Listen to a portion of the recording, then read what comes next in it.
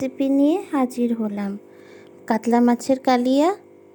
প্রথমে মাছের গায়ে হলুদ লবণ লাগিয়ে কড়াইতে তেল দিয়ে তেল গরম হলে মাছগুলো একে একে করে ভেজে নেবেন। এই রেসিপিটা খুব সহজ রেসিপি আর ঘরে থাকা মশলা দিয়ে হয়ে যায়, আর এইসব আপনাদের ঘরে সহজেই পাওয়া যাবে আপনাদের রান্নাঘরে।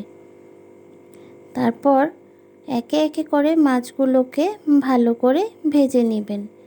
ভেজে নেওয়ার পর কড়াইতে আরেকটু তেল দিয়ে কুচনো পেঁয়াজগুলো দিয়ে ভালো করে ভেজে নিতে হবে, একটু বেরেস্তা তৈরি করে নিতে হবে।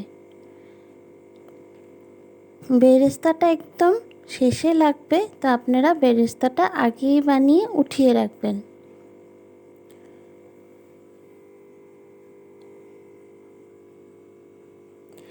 তারপর যা যা লাগবে এই রান্নাতে: গোটা গরম মশলা, কিশমিশ, পোস্ত, মগজ, কাঁচামরিচ, অল্প আদা আর টক দই। তারপর কড়াইতে আরেকটু তেল গরম করে তার মধ্যে দিয়ে দিবেন ঘি। তারপর দিবেন গোটা জিরে, তেজপাতা আর গোটা গরম মশলা। আর মিক্সিতে পেঁয়াজ, আদা, কাঁচামরিচকে অল্প পেস্ট করে কড়াইতে দিয়ে নাড়াচাড়া করে ভালো করে কষিয়ে তারপর রেগুলার যেগুলো মশলা লাগে, হলুদ, জিরে, ধনে, কাশ্মীরি লঙ্কা দিয়ে ভালো করে কষিয়ে মগজ আর পোস্ত বাটাকে দিয়ে ভালো করে কষিয়ে নেবেন। দেখবেন যখন তেল ছাড়বে তখন দিয়ে দিবেন টক দই।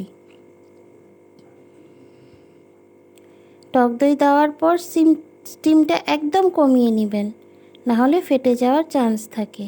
তারপর ভালো করে কষানোর পর গরম জল দিয়ে দিবেন যতটুকু আপনাদের গ্রেভি দরকার। তারপর ঝোল ফুটে উঠলে একে একে মাছ ভাজাগুলো দিয়ে দিবেন।